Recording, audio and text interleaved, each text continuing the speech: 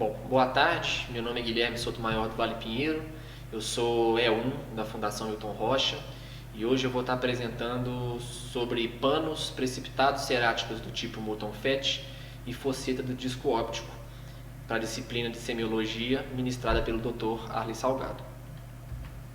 Bom, o primeiro tema vai ser o pânus corneano e a definição feita por Vaughan e Aylesbury de pânus é uma membrana fibrovascular que se estende a partir do limbo com alças vasculares em direção à córnea clara. Então aqui tem uma imagem que eu trouxe para ilustrar, para vocês gravarem o que é esse achado, mas a gente vai discutir um pouco mais sobre a origem, sobre as suas características e sobre suas causas.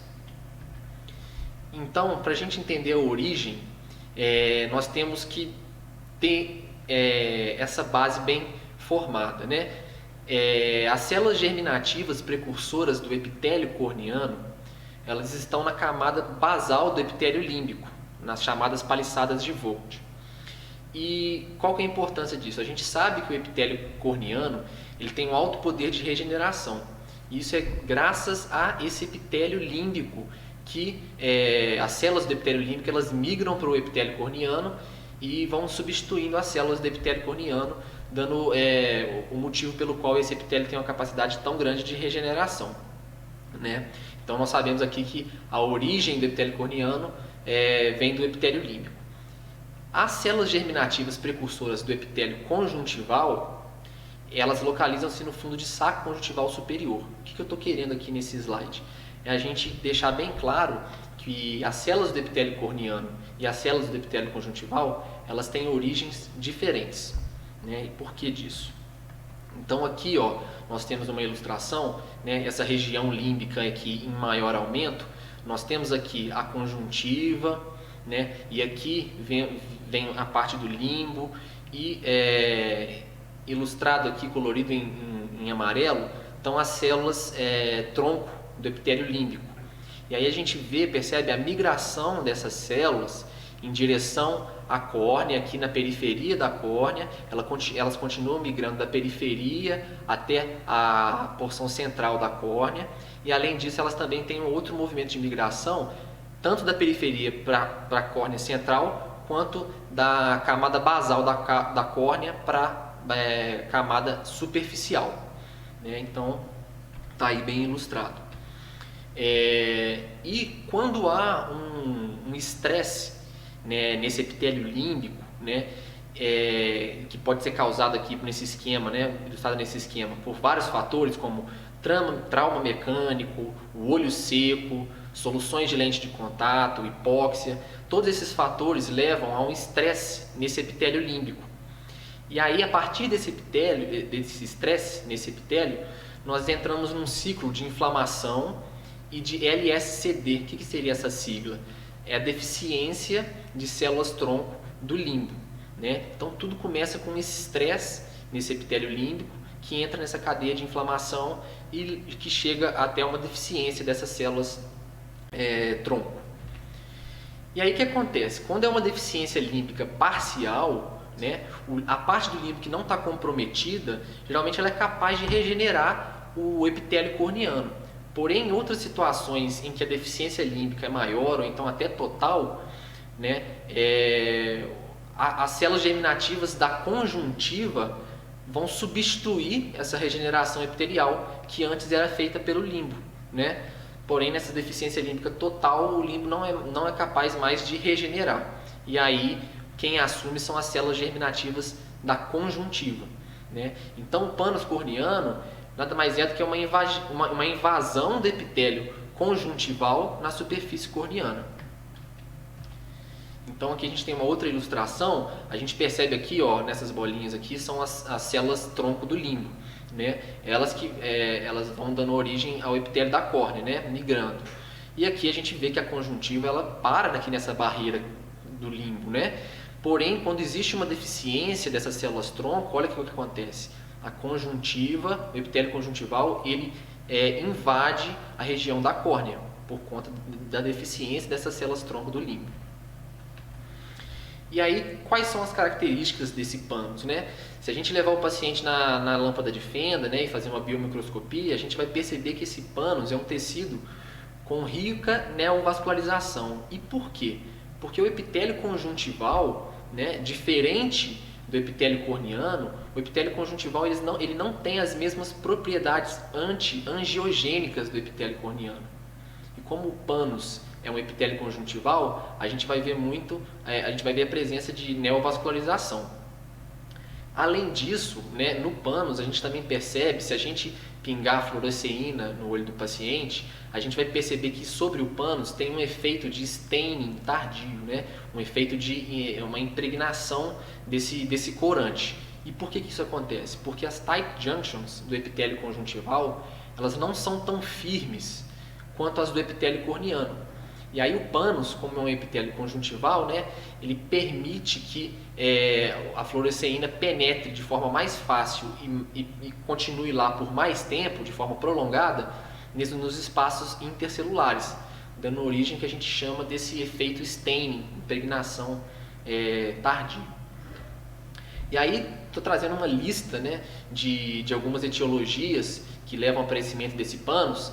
Eu falei anteriormente de alguns fatores, né, como hipóxia, como trauma mecânico, mas aqui estou trazendo realmente o nome das doenças, né?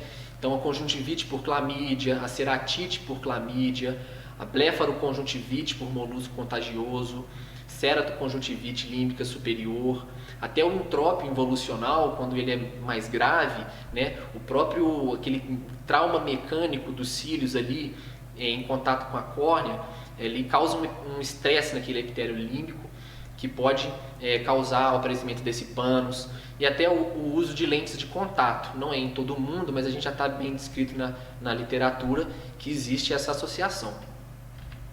E aí aquela imagem do início, agora que a gente já tem um substrato, uma base sobre a sua origem e algumas características, né, a gente consegue entender melhor o que é essa imagem, né? A gente vê aqui a córnea clara, né? A gente viu a córnea clara, a gente sabe que a córnea é um tecido sem vascularização, né? Um tecido avascular, e a gente percebe aqui um tecido fibrovascular bem característico da conjuntiva, né? Com neovasos assim, invadindo a região da córnea. Aqui outra imagem mostrando esse processo de invasão desse tecido fibrovascular. Aqui a mesma coisa. É importante ressaltar também que geralmente esse processo ele começa na porção superior, que fica por baixo da pálpebra superior. Então é importante, às vezes, num paciente, por exemplo, de lente de contato, que está exposto ao risco desse aparecimento, desse achado, é importante a gente examinar essa área superior aqui, que fica por baixo da pálpebra. E aqui mais duas imagens, tentando trazer bastantes imagens aqui para ilustrar bem e ficar bem fixado, para quando for no ambulatório a gente não deixar passar.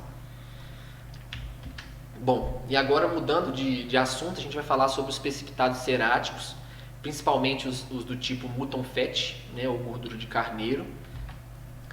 E aí falando sobre a definição e sobre precipitados ceráticos em geral.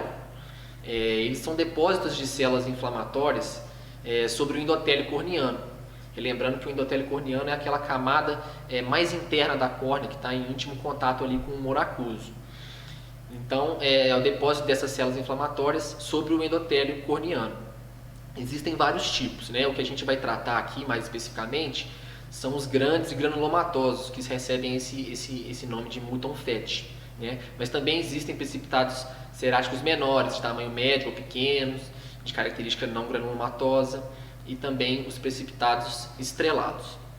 Aqui, da mesma forma, uma imagem para a gente ter na cabeça o que é, mas a gente vai entender melhor mais para frente. Então aqui, olha, a gente tem duas imagens aqui de precipitados do tipo mutton fat, e se a gente perceber, eles não se localizam difusamente no endotélio corneano. A gente percebe que eles têm uma preferência por essa região inferior aqui, que forma um triângulo, né, ó, que aqui a gente consegue ver até melhor esse triângulo sendo formado, que é chamado triângulo de Oort, né? Então, os precipitados ceráticos do tipo Mouton Fett, eles têm essa predileção por se depositarem nessa região aqui, mais inferiormente. E são várias as causas, né? Geralmente, eles têm os precipitados ceráticos, eles têm uma íntima relação com as uveites, né? E os ceráticos Mouton Fett, que são os granulomatosos, mais especificamente em uveites infecciosas, causadas por tuberculose, sífilis, toxoplasmose e até leishmaniose.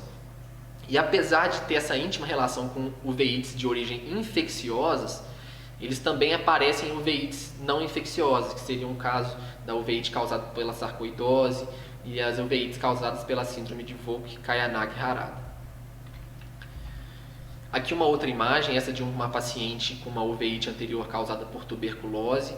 A gente vê aqui essas setinhas azuis aqui mostrando esses precipitados ceráticos do tipo Mouton Fett. E esses nódulos aqui, apontados por essa seta branca, são os nódulos de Busaka. Eu trouxe aqui, aproveitei a imagem para falar um pouquinho rápido deles. Também são achados, é um achado comum também nas uveites granulomatosas. Então, muitas vezes a gente vai encontrar um paciente com esses dois achados juntos. É só um adendo aí. Aqui uma outra imagem, né? O Mouton Fett aqui, ó. Nesse caso aqui ele está associado à sinéquia posterior, que é um outro achado comum também nos casos de uveite. Não sei se está dando bem para ver na imagem aí, mas aqui é um caso de um Mouton Fett, um precipitado cerático do tipo Mouton Fett pigmentado. Isso geralmente acontece quando eles já estão ali depositados por um período maior, mais longo, sabe? E aqui mais uma foto ilustrando. Aqui uma outra paciente com uma uveite anterior causada por tuberculose. A gente vê aqui a predileção desses precipitados por esse triângulo de Oort, né? E aqui também uma outra imagem. E agora indo para o terceiro e último achado, a fosseta do disco óptico. A fosseta do disco óptico, se a gente tivesse que definir, né, ela é uma deformidade congênita que resulta em uma escavação anômala do disco óptico. E essa escavação apresenta algumas microcomunicações com o espaço subaracnoide. E qual que é a origem desse achado, né? Por ser uma malformação congênita, ela resulta do fechamento imperfeito da borda superior da fissura embrionária, né? Então é um defeito que inicia na fase embrionária, né? É justamente o fechamento incompleto ou imperfeito dessa fissura aqui, que em alguns lugares também pode ser chamada como fissura coroide. E aí aqui nós temos algumas imagens, né? A gente percebe que temos aqui o disco óptico, né?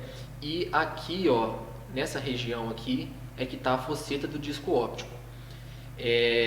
A fosseta do disco óptico ela pode variar em coloração, mas ela vai estar, a gente vai conseguir ver uma diferença da sua coloração, independente de qual for, com o restante do disco óptico. Então a gente consegue distinguir uma da outra.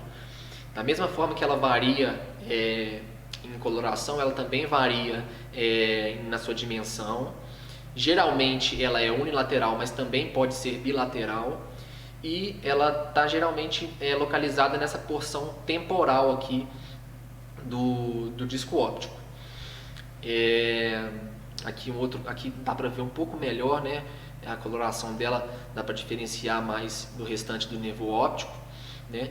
Esses pacientes que nascem com essa malformação, eles podem ter uma acuidade visual perfeita, né? Nem sempre vai haver um prejuízo dessa acuidade visual. Então, se não for um paciente que está constantemente sendo examinado por um oftalmologista, muitas vezes essa malformação passa despercebida quando ela não causa algumas complicações que a gente vai citar aqui agora. Por conta quando eu falei no slide de definição, né, essa escavação anômala, ela cria uma comunicação com o espaço subaracnoide. E isso permite a passagem do líquido para o espaço subretiniano. Então aqui tem uma ilustração, né? A gente vê desse lado aqui um nervo óptico sadio, né? Aqui, essa porção do nervo óptico que contém a fissura, a fosseta do disco óptico, a gente vê que existe uma microcomunicação aqui, ó, com o espaço subaracnoide. Esse que é o espaço subaracnoide, né? Então a gente vê que tem uma microcomunicação. E aqui, próximo aqui, temos o espaço subretiniano, né? Então o que acontece?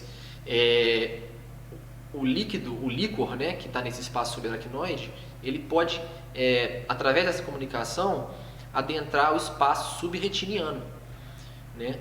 E da mesma forma que o vítreo, quando está liquefeito, ele também pode entrar por essa microcomunicação e, por vezes, adentrar o espaço subretiniano.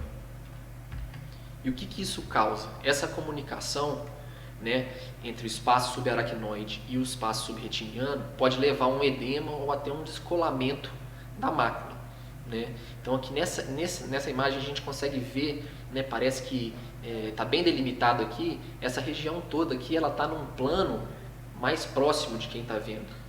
Então a gente percebe que existe alguma coisa ali por baixo daquele tecido subretiniano, e é o líquido, né? E que líquido que é esse? Ele pode ter várias origens. Geralmente é o líquor que está naquele espaço subaracnoide, mas também pode ser o vítreo, que liquefeito pode passar por essa comunicação e preencher ali o espaço subretiniano. Menos comumente a gente pode pensar que, já que a fosseta do disco óptico é uma malformação congênita, né, que não seja a única malformação no globo ocular. Então algumas malformações vasculares que estão associadas podem sugerir que esse líquido tenha também uma origem coroidiana, desses vasos coroidianos mal formados. E aí, né, uma vez que esse líquido, seja ele do vítreo ou do líquor, ele adentra o espaço subretiniano, ele pode levar a um descolamento macular seroso, secundário à fosseta do disco óptico, né? Existe até uma doença, o nome de uma doença seria a maculopatia associada à fosseta do disco óptico. E aqui a gente vê, ó, o espaço subretiniano preenchido por líquido, né? Um descolamento macular aqui, né? Na região macular. E aqui também uma outra imagem mostrando isso, tá? Um descolamento macular que pode ser consequência dessa malformação congênita. E aí aquela história que eu disse, né, do paciente às vezes ter uma acuidade visual perfeita, a partir do momento que esse espaço subretiniano ele é preenchido por líquido e ocorre um descolamento macular desse tipo, existe um déficit brusco na acuidade visual, né? E aqui até então eu só tinha trazido algumas imagens de retinografia, mas agora trazendo uma do ACT, né, da tomografia de coerência óptica. Aqui a gente está vendo, ilustrado por essas setas aqui, a comunicação entre o espaço subaracnoide e o espaço subretiniano, que aqui já está preenchido por líquido, provavelmente do líquor, né? Da mesma forma que uma outra imagem, né, até parecida com a ilustração que a gente viu anteriormente, o nervo óptico, e aqui na fosseta do disco óptico, essa microcomunicação com o espaço subretiniano também agora já preenchido por líquido. Bom, era isso que eu tinha para falar para vocês hoje. Agradeço a atenção, me disponibilizo para tirar eventuais dúvidas que apareçam e disponibilizo aqui o meu e-mail para futuras interações científicas. Obrigado.